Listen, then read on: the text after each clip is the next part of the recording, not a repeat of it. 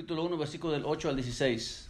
Dice, primeramente doy gracias a mi Dios, mediante Jesucristo, con respecto a todos vosotros, de que vuestra fe se divulga por todo el mundo. Porque testigo me es Dios, a quien sirvo en mi espíritu, en el evangelio de su Hijo, de quien sin cesar hago mención de vosotros siempre en mis oraciones, rogando que de alguna manera tenga a fin, por la voluntad de Dios, un próspero viaje para ir a vosotros, porque deseo veros para comunicaros algún don espiritual, a fin de que seáis confirmados.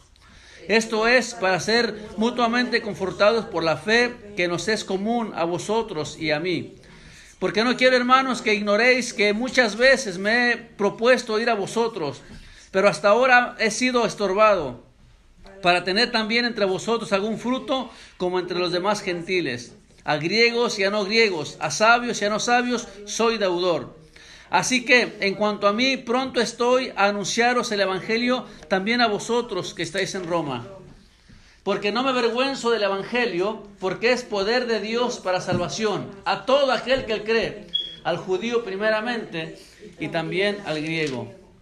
Gracias te damos, Señor, por tu palabra, oh Dios. Gracias te damos, Señor, porque sé, Señor, que tu palabra siempre es viva y eficaz y más cortante que espada de doble filo, que penetra hasta partir el alma, la coyuntura, los tuétanos, que discierne los pensamientos, que confronta nuestra vida, que nos desafía, Señor, que nos conforta, Señor, que nos restaura, Padre, que nos vivifica, Padre, que nos da esperanza, Señor, que nos consuela, Señor, en momentos de necesidad, en el momento de dolor, Padre. Tenemos tu palabra, Señor, como un instrumento útil, Señor, porque es tu palabra, Señor.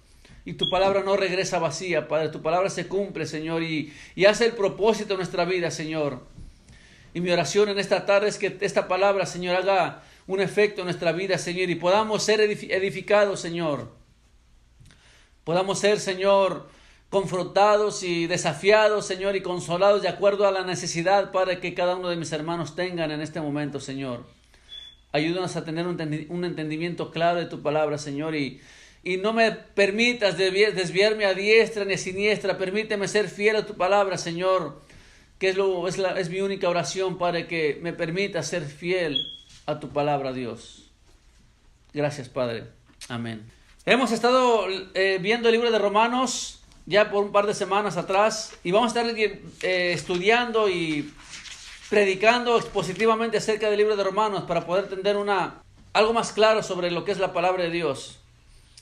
La semana pasada miramos varias características que representan un siervo de Dios o el evangelio de Dios.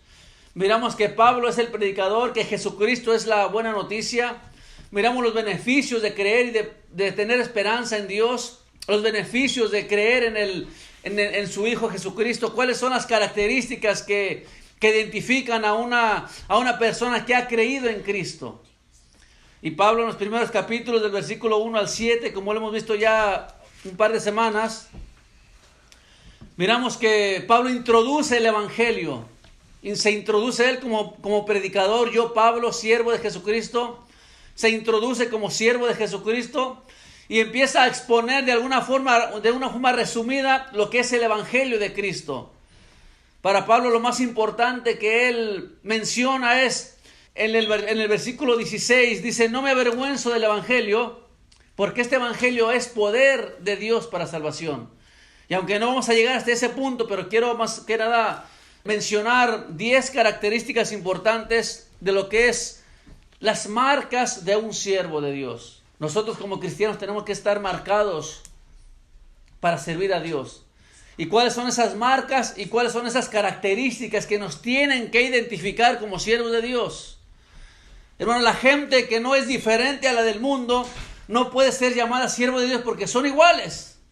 Los escuchas hablar igual, los escuchas escuchar la misma música, los ves diciendo las mismas palabras, pero ellos se dicen llamar cristianos. Hay una marca en nuestra vida, hay una marca en nuestro corazón, hay una marca en nuestro comportamiento, hay una marca en nosotros, hermano, que tiene que ser diferente a la del mundo de afuera.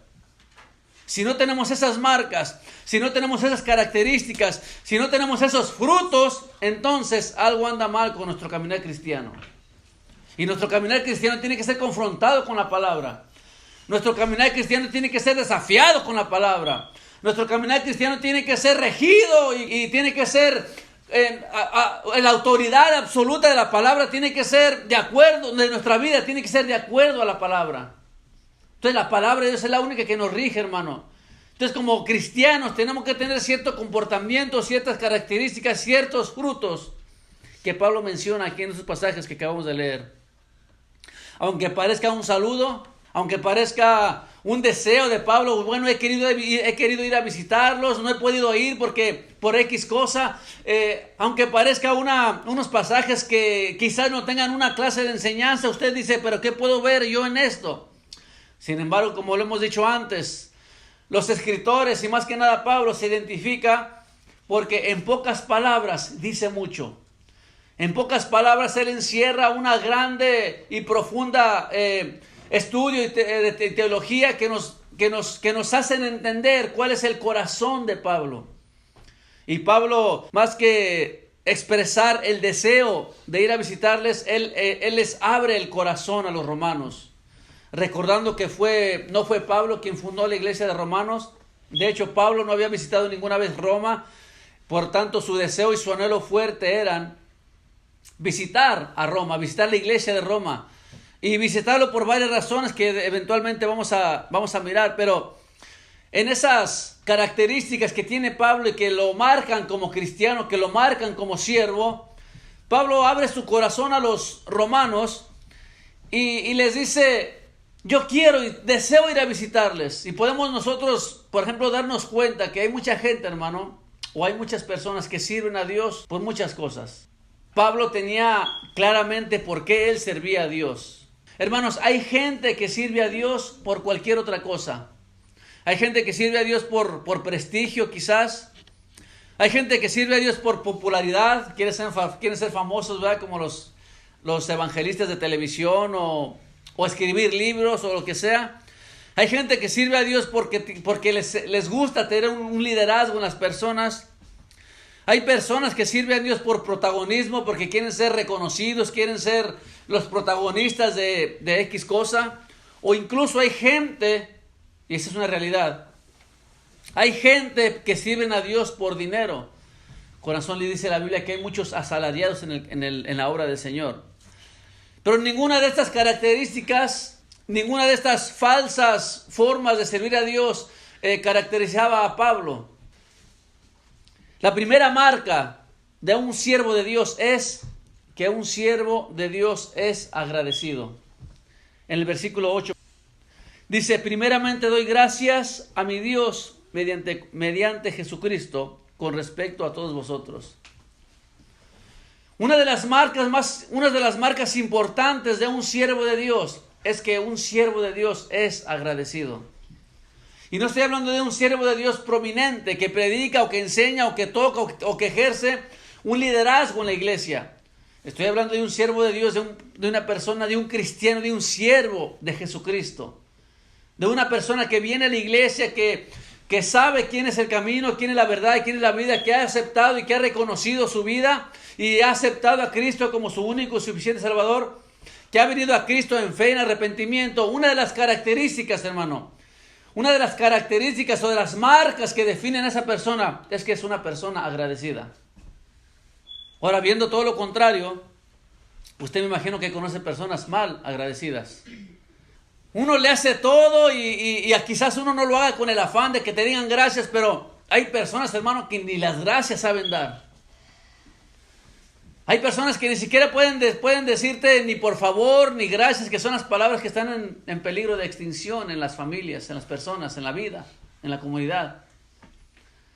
Entonces Pablo, de antemano, antes de entrar y antes de decir cualquier otra cosa, Pablo dice: primeramente doy gracias a Dios mediante Jesucristo. Pablo sabía que si él expresaba ese agradecimiento con estos hermanos en Roma, ellos iban a dar cuenta que Pablo tenía un corazón agradecido. La primera marca de un cristiano, la primera marca de un siervo es que tiene un corazón agradecido. Y esto lo vemos en el versículo 8. Y si brincamos al versículo 9, dice: porque testigo me es Dios, a quien sirvo en mi espíritu en el evangelio de su Hijo. La segunda marca que podemos ver en un cristiano es preocupación. Hermano, Pablo se preocupaba por los romanos. Dice, me es testigo Dios, a quien sirvo mi espíritu en el Evangelio de Jesucristo, que sin cesar hago mención de vosotros siempre en mis oraciones. Hermano, un verdadero cristiano, un verdadero siervo, se preocupa por su vecino. Se preocupa por su papá. Se preocupa por su mamá. Se preocupa por sus hijos. Se preocupa por su esposo, por su esposa. Se preocupa por sus seres queridos. Una persona que está marcada por el Espíritu de Dios, que está marcada por el Espíritu Santo, tiene un sentido de preocupación por la gente que ama. Con razón Cristo decía, cuando miraba a las ovejas dispersas, a las personas como ovejas dispersas que no tienen pastor, y sintió una terrible compasión por ellos, un terrible amor, un dolor, una necesidad por la persona, porque los miraba dispersos, como ovejas sin pastor. A veces nosotros nos conformamos y nos acomodamos tanto a la condición del vecino, de mi esposa, mi esposo, mis hijos, mis hijas, mi familia, etcétera, que no nos preocupa más su condición paupérrima y que van camino a la perdición. Pablo no cesaba de orar por ellos. ¿Por qué no cesaba de orar por ellos? Porque se preocupaba en la condición en la que estaban. Hermano, si tú te preocupas por tu familia, si tú te preocupas por tus hijos, por tus hijas, por tu esposo, tu esposa, por tus seres queridos, por los compañeros de trabajo, de escuela, de cualquier lugar, hermano, tú no cesas día y noche de orar por ellos. Tú primero doy gracias a Dios porque aún tienes con vida a mi papá, mi mamá, mi esposo, mi esposa. Te doy gracias, Señor, así como Pablo da gracias, le doy al Señor porque aún los tiene con vida, aún hay esperanza, aún hay esperanza. Y no solamente le doy gracias a Dios por tenerlos con vida, por darles esperanza, sino me preocupo de una forma que día y noche no lo hago sin cesar de orar y pedir por ellos. Ahora la pregunta es, hermano, en estos dos puntos que estamos comenzando, ¿tenemos nosotros esa condición, esa marca como siervos? Hermano, quisiera detenerme en este punto tan importante de la forma en la que nosotros nos debemos de preocupar. Nos debe doler la condición, hermano. Nos debe doler en el alma, en el corazón, ver la condición de nuestros seres queridos que están sin Cristo. Tiene que producir un dolor. Tiene que producir una preocupación. Tiene que producir nostalgia. Tiene que producir compasión. Tiene que producir agonía. Nos tiene que doler la condición de la gente que amamos. Nos tiene que doler. Me tiene que doler que la gente no quiera venir a la iglesia. Me tiene que doler que la gente no quiera escuchar palabra de Dios. Me tiene que doler en el alma que la gente no quiera buscar a Dios. Me tiene que doler en el alma que la gente sigue y sigue rechazando a Cristo. Me tiene que doler. Me tiene que doler que mis hijos, mi esposa, mi esposo, mi familia no quieren acercarse a Cristo. Me tiene que doler. Y no tengo que cesar ningún momento, dejar de orar por ellos. Y mientras haya vida, hermano, hay esperanza. La primera marca de un corazón de un siervo es que es un siervo agradecido. Señor, gracias. Gracias por el tiempo. Gracias por la oportunidad. Gracias porque está aún con vida. Gracias porque me mantienes aquí con vida. Enfermo, no enfermo, pero estoy aquí, Señor. Gracias, Señor, por la necesidad, por la enfermedad, por el dolor. Gracias, Señor. Gracias porque todo me ayuda para bien. Segundo aspecto, me tiene que dar dolor en el alma, la condición, hermano. Me tiene que quebrar, me tiene que quebrantar, hermano, la condición paupérrima de la familia, de los amigos. La segunda característica de un siervo es que tiene un espíritu de preocupación, como Pablo la tenía. Y no cesaba, hermano, no cesaba de hacer mención por ellos en sus oraciones. Y esto es importante porque hay veces que no oramos ni por nosotros mismos, hermano. Menos vamos a orar por la familia. Si no oro por mí, menos me voy a acordar de la familia. Yo me acuerdo, pero no oro.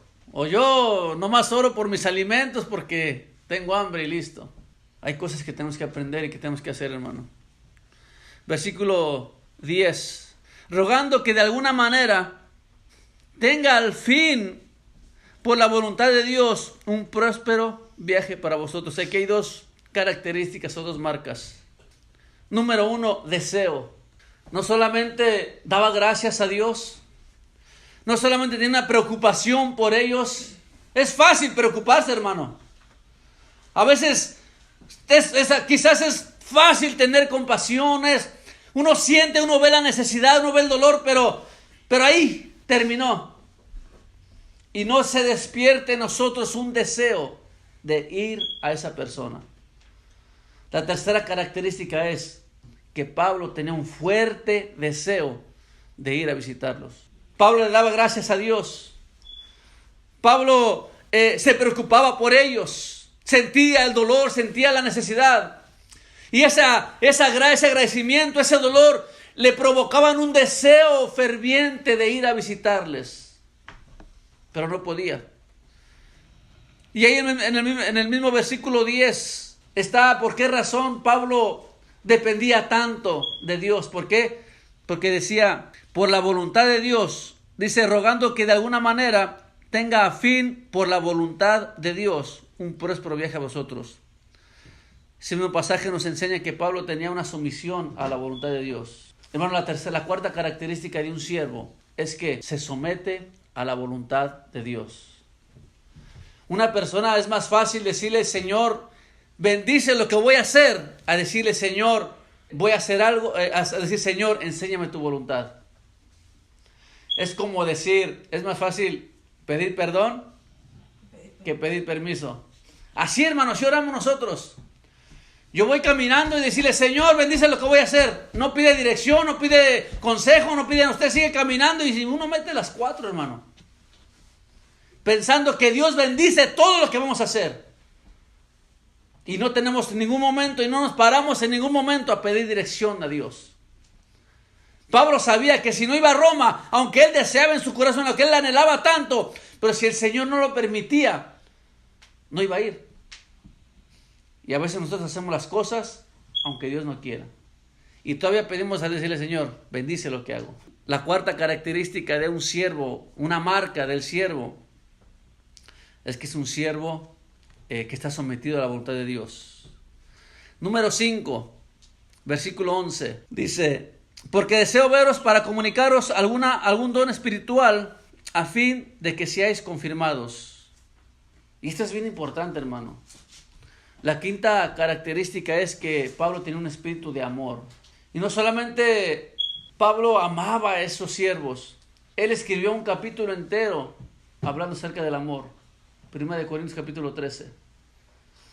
Y Pablo decía, de nada me sirve que yo vaya a visitarlos, de nada me sirve que hable lenguas espirituales, de nada me sirve que levante enfermos, de nada me sirve que mueva montañas de un lado a otro, pero si no tengo amor, no soy nada. ¿Y por qué Pablo decía eso en Corintios, en el versículo 11?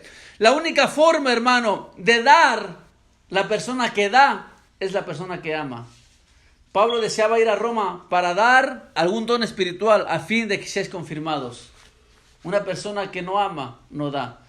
Porque de tal manera amó Dios al mundo, que dio a su único hijo, para que todo aquel que le crea no se pierda, mas tenga vida eterna. Pablo iba a entregarse al pueblo de Roma. La quinta característica es que Pablo tenía un espíritu de amor. La sexta característica, versículo 12, tenía un espíritu de humildad. Dice, esto es para ser mutuamente confortados por la fe que nos es común a vosotros y a mí. Hermano, cuando vayamos a predicar el evangelio, cuando vayamos a la iglesia, cuando vayamos a algún lugar, tenemos que ir con ese espíritu de humildad, sabiendo que todo lo que nosotros hablamos, todo lo que nosotros digamos, en realidad mutuamente estamos siendo confortados. Pablo tenía un espíritu de humildad. No se decía Pablo, bueno, yo soy el predicador, yo soy el apóstol y ahora todos me van a escuchar a mí. Yo soy el que hablo aquí, yo soy el que dirijo aquí, yo soy el bueno, yo soy el líder, me van a seguir. La sexta característica es que Pablo tenía un espíritu de humildad, era una persona humilde, hermano. Él a la vez que iba a enseñar, pero yo más que ser enseñado, yo quiero que seamos mutuamente confortados en amor, en el agradecimiento, en el dolor, en la pasión, en la entrega, que seamos mutuamente confortados. Versículo 13. Pero no quiero, hermanos, que ignoréis que muchas veces he estado pronto a ir a vosotros, pero hasta ahora me he sido estorbado. ¿Para qué quería ir Pablo? Para tener también entre vosotros algún fruto, como entre los demás gentiles. Un siervo de Dios, hermano, está marcado porque es una persona que lleva fruto. Dice la Biblia, el árbol por su fruto lo conoceréis. Palabra dice en Gálatas, mas los frutos del Espíritu es amor, gozo, paz, paciencia, benignidad, mansedumbre, templanza.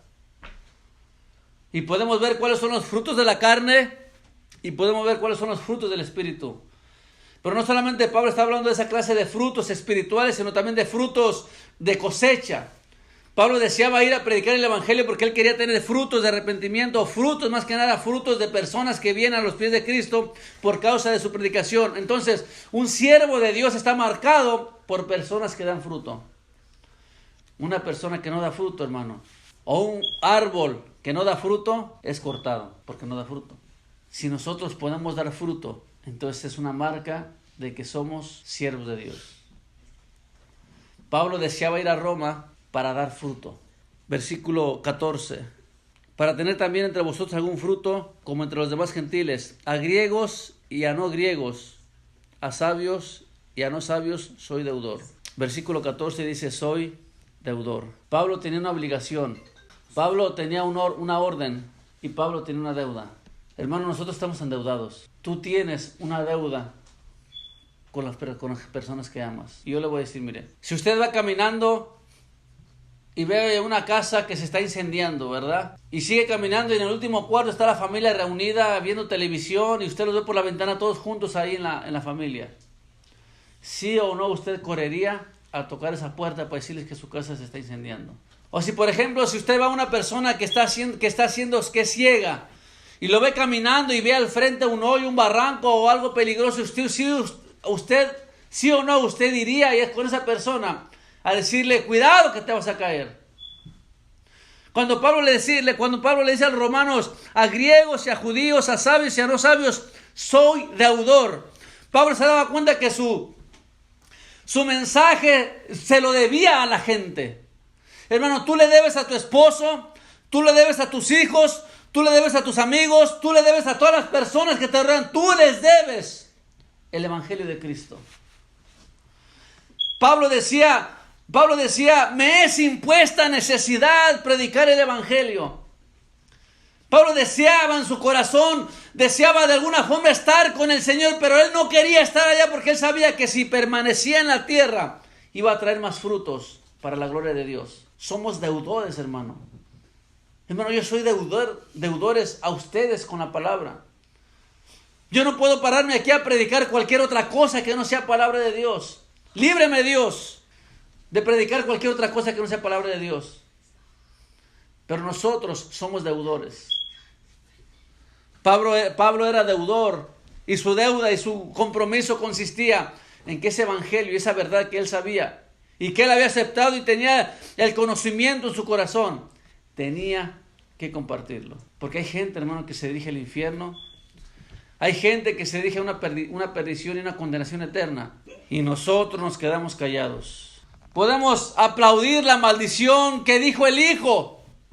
Mira qué curioso se escuchó cuando dijo esta mala palabra. Pero no corregimos esa maldición. Nos reímos y nos burlamos de la forma como el amigo, como el pariente se emborracha y hace el ridículo emborrachándose. Ja, ja, ja, y uno se ríe. Y no podemos predicar el evangelio para que Dios lo saque de ahí. Nos reímos a veces quizás de la gente cuando los jóvenes están están drogados y el ridículo que hacen en los bailes, en cualquier lugar, hermano. Lo vemos si no somos capaces de decir, soy deudor porque le debo a esa persona el mensaje de la salvación.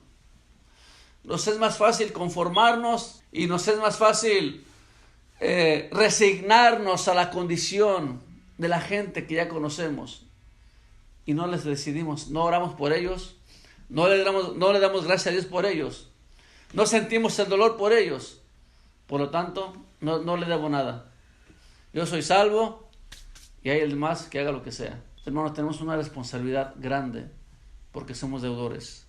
Así que en cuanto a mí, pronto estoy a anunciaros el evangelio, también a vosotros que estáis en Roma. La novena característica es que Pablo tenía un espíritu responsable. Hermano, él estaba ansioso. Hermano, y estas características, hermano, tenemos que estar marcados por estas características. Y se lo voy a decir, la última es un espíritu audaz por el evangelio, es un espíritu valiente, porque no me avergüenzo del evangelio. Tenemos que estar marcados por no avergonzarnos del evangelio. Y eso muchas veces se ha predicado y se ha dicho, ¿cómo es posible que una persona se avergüence de ser cristiano? Si ser cristiano es el privilegio más grande y el honor más grande que un hombre puede tener aquí en la tierra. ¿Por qué? Porque hemos sido adoptados como hijos de Dios. Hermano, si yo fuera hijo del presidente o hijo de un artista, hermano, la gente lo alardea. Yo me saqué una foto con fulano de tal, ¿verdad? Con la banda, ¿no? O con el artista, o con Luis Miguel, o no sé, con quien sea. Hermano, y la gente lo presume, de verdad. No me digan en el Facebook, la gente, todo el mundo sacándose artista. Yo compré mi boleto VIP, me saco mi foto, ¿no? Con él. Y la gente no se avergüenza, la gente lo presume, ¿no? Con los Temerarios o con quien sea. La gente lo presume, de verdad. Y lo pone, ¿verdad? Me saqué una foto con... La gente que se toma fotos con los presidentes las tiene en sus oficinas, la foto con el presidente y estrechándole la mano, etc. Hermano, existe una clase de orgullo por las cosas terrenales y la gente compra un carro y compra una casa, y entonces la gente se enorgullece de esas cosas. Se enorgullece de conocer gente famosa. Tú platicas con él, es que yo lo conozco, yo lo saludé. O sea, cosas superficiales, hermano. Y la gente se enorgullece de esas cosas. Y Pablo, ¿por qué no se avergonzaba del evangelio? ¿Sabe por qué no se avergonzaba Pablo del evangelio? Porque ese evangelio que predicaba Pablo era poder de Dios. Dígame, en la vida, en el mundo, en la tierra, en el universo, en la galaxia, si existe algo mejor que sea poder de Dios. No existe nada en el mundo, no existe nada en la tierra, no existe nada en ningún planeta que sea más mejor que poder de Dios. El poder de Dios obraba en el evangelio. El poder de Dios obraba en la palabra. Por eso que cuando usted me escucha hablar, por eso cuando usted ando en la calle y yo nomás ando hablando palabra de Dios. ¿Por qué? Porque la palabra de Dios es poder de Dios para salvación. Y yo no me voy a parar aquí al frente a hablar cualquier tontería y media. Yo voy a hablar palabra de Dios, porque palabra de Dios es poder de Dios para salvación. Yo puedo hablar, hermano, de mi vida y decirle lo que he hecho, Usted se puede reír de lo que yo he hecho. Puede llorar hasta de lo que me ha pasado. Pero eso no le va a servir de nada. Lo que le va a servir es palabra de Dios. Lo que le va a servir es el evangelio, porque este evangelio es poder de Dios para salvación. Pablo no se avergonzaba, por eso Pablo tenía un espíritu audaz, un espíritu valiente. Pablo tenía una responsabilidad que cumplir, porque no me avergüenzo del evangelio. Tenía una responsabilidad, una carga, una agonía por predicar ese evangelio. Y no se avergonzaba. Al contrario, sufrió y murió por causa de ese evangelio. Las 10 características que representan y que nos marcan como siervos de Dios es que tenemos que tener un espíritu agradecido. Y a la vez que los voy mencionando, usted piense en su mente, en su corazón y dígale: Señor, yo tengo un espíritu agradecido. Ayúdame a ser agradecido, Señor. Ayúdame de todo corazón a ser agradecido, Señor. A ponerme a orar y decirle: Señor, gracias por la enfermedad. Gracias por el dolor. Gracias por los problemas, porque en medio de los problemas veo tu gloria. Mi hermana Erika en el estudio de los martes nos platicaba que ella había perdido su tarjeta de crédito Y pues se enojó y se frustró y los problemas, ¿no?, con el esposo. Pero a la vez, cuando después de un cierto tiempo que le habló a mi mamá, creo, y no, que aquí está tu tarjeta, que se alivió y sintió consuelo porque la habían encontrado. Entonces yo le dije, Erika, en esa experiencia que tú viviste, se cumplieron dos propósitos importantes que Dios hace en la vida del cristiano. Número uno, que todas las cosas nos ayudan para bien. No sabes por qué te pasó eso, pero yo sé que a los hijos de Dios todas las cosas nos ayudan para bien. Solamente Dios sabe por qué te pasó eso, que se te perdió la tarjeta. Y número dos, que todo en la vida, hermano, es para la gloria de Dios. ¿Qué fue lo primero que hiciste cuando encontraste esa tarjeta? Ay, pues le di gracias al Señor. Toda tu vida, todas las pequeñas cosas en nuestra vida, hermano, nos ayudan para bien. Pero también todas las pequeñas cosas le dan la gloria a Dios. Y Pablo sabía eso. Siempre tenía un corazón agradecido. Lo bueno, lo malo, lo feo, siempre decía, doy gracias a Dios. Y en todas sus cartas, en Romanos, Efesios, Filipenses, Colosenses, todas sus cartas, hermano, siempre expresaban un corazón agradecido por los creyentes. Tenemos que tener un espíritu de preocupación, hermanos. Nos debe preocupar, nos debe doler en el alma la condición de la gente. Hermanos, si no te duele la condición de los de afuera, por lo menos que te duele la condición de tu familia. Una vez prediqué ahí en México, cuando fui a México, y yo les decía, es fácil que conformarnos a la condición de la gente, pero no es fácil. Y es imposible conformarnos a la condición de mi familia. No puedo yo conformarme a la condición de mis hijas, de mis hijos, de nadie, de mi casa. Yo quiero verlos como Cristo, a su imagen y semejanza. Hermano, es fácil perder la preocupación, de verdad. Es bien fácil. Pero cuando la palabra nos confronta y empieza uno a ver la condición de tu ser querido, yo me imagino cómo sufre un papá al ver a su hijo perdido. Lo puede ver rico, lo puede ver muy bien. Pero me imagino cómo sufre una mamá al ver a su hijo perdido. En el pecado, en todas cosas.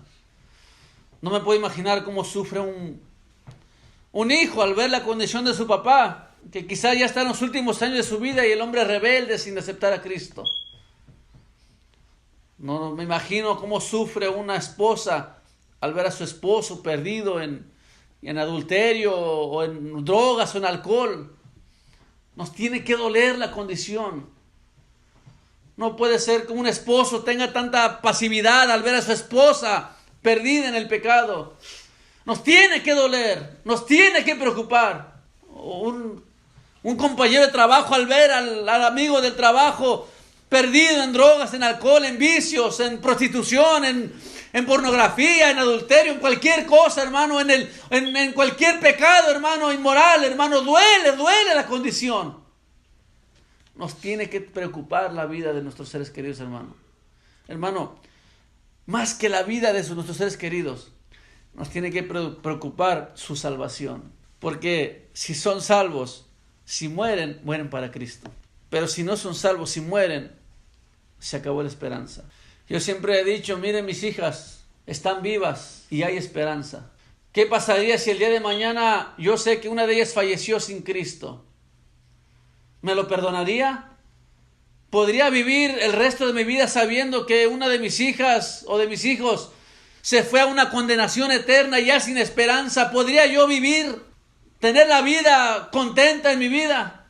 No podría. ¿Podría un esposo, una esposa que ha fallecido? Mire, hermano, cuando Carito falleció, yo doy gracias a Dios porque yo sé que ella está con el Señor. Y no sé, nadie la conoció aquí más que mi mamá y mis hijas, pues. Hermano, yo puedo descansar en el Señor. Porque yo sé, ella tenía frutos. Una mujer consagrada y llena de Dios. Pero ¿cómo podría yo vivir si mi esposa que haya fallecido, falleció en pecado y mal? Mi esposo, las mujeres que tienen esposos, mis hijos. Hermano, tenemos que tener un sentido de preocupación como Pablo lo tenía. Tenemos que tener deseo de buscar a Dios y de enseñar a la gente a buscar a Dios. Tenemos que tener un espíritu de sumisión, sabiendo a la voluntad de Dios. Tenemos que tener un espíritu de amor. Tenemos que amar a la gente. Y ese amor se convierte en acción. Ese amor se convierte en acción, en ir a predicarles y enseñarles el camino y la verdad. Tenemos que tener un espíritu que dé fruto. Que nuestra carne no puede ser igual, nuestra vida no puede ser igual. Cuando la palabra de Dios llega a nuestra vida no es igual, no es la misma. Mi vida nunca más será igual. Mi espíritu y mi alma se están llenando con el poder de su Espíritu Santo y mi vida nunca más será igual. Mi vida nunca más será igual. Tu vida no puede ser la misma. Mi vida no puede ser la misma. Mis palabras no pueden ser las mismas. Mis acciones no pueden ser las mismas. Mi comportamiento no es el mismo. Porque su Espíritu está llenando mi vida. Y mi vida nunca más será igual. Eso es la obra del Espíritu Santo. Tenemos que dar fruto, hermano. Fruto de arrepentimiento, fruto de amor, fruto de esperanza, fruto de paz, de gozo, de paciencia, de benignidad, de mansedumbre, de amor. Tenemos que dar fruto. Un espíritu obediente. Y la semana pasada toqué mucho ese punto. El versículo 8 dice: doy gracias a Dios mediante Jesucristo con respecto a todos vosotros. Dice que vuestra fe se divulga por todo el mundo. Hermano, tu fe está siendo divulgada, como predicamos la semana pasada.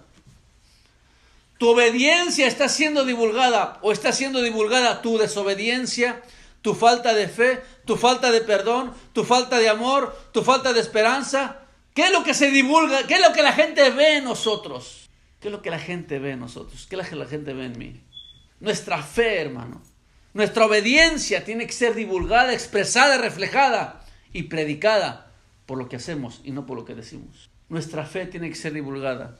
Un espíritu obediente, un espíritu responsable, ansioso por predicar, por ir a salvar las almas. Y un espíritu valiente. No por ningún momento, hermano, por ninguna cosa en tu cabeza, hermano, se te ocurra o se nos ocurra coquetear con avergonzarnos del Evangelio. No podemos nosotros coquetear con el pensamiento de decir: me da vergüenza ser cristiano, me da vergüenza que me llamen cristiano y me da vergüenza que me digan el aleluya. No podemos permitir por ningún momento esa condición. Porque no nos podemos avergonzar. Y el que se avergüenza en la tierra de Dios, Cristo de su palabra se avergonzará de nosotros cuando venga el día. Estos 10 puntos son importantes. Estos 10 puntos son reveladores, pero a la vez son desafiantes. Nos desafían la vida, hermano. Hermano, como yo lo digo siempre que estoy predicando, enseñando o preparando el sermón los sábados. Hermano, mi vida es desafiada, soy confrontado. La palabra me martilla en mi cabeza una y otra vez y tengo que cambiar, tengo que ser diferente. Y eso es lo que es la palabra de Dios, que trae desafío a nuestra vida. Trae desafíos a nuestra vida. Y nuestra vida, como lo dije una vez más, no puede ser la misma. La palabra de Dios te va a marcar para ser diferente. La palabra de Dios te va a llevar a un camino diferente. Y la palabra de Dios te va a desafiar, hermano, para que cambiemos nuestro estilo de vida. Y solamente en Cristo hay esperanza. Solamente Cristo es el único que nos puede dar la capacidad de que estas 10 marcas que tenía Pablo, sean marcados en nosotros también. Sin Cristo no puedes amar. Sin Cristo no podrás perdonar. Sin Cristo no podrás tener esperanza. Sin Cristo no podrás tener fe. Sin Cristo no hay salvación. Entonces Cristo es el único que te puede ayudar a que tengas frutos como siervo y como sierva de Dios. Ven a Cristo en fe y en arrepentimiento. Vengamos a Cristo en fe y en arrepentimiento. Decirle: Señor, aquí estoy en fe. Creo en ti, me arrepiento, Señor, y ahora quiero que me hagas nuevo. Quiero que me hagas nueva. Y quiero tener esos frutos. Quiero que me duela. Quiero tener agonía por mis seres queridos. Quiero que tu palabra, Señor, traigan esperanza a mi vida y a mi familia. ven a Cristo y Él hará cosas buenas, cosas grandes en nosotros. Pero lo más importante es que tendrás esperanza de salvación.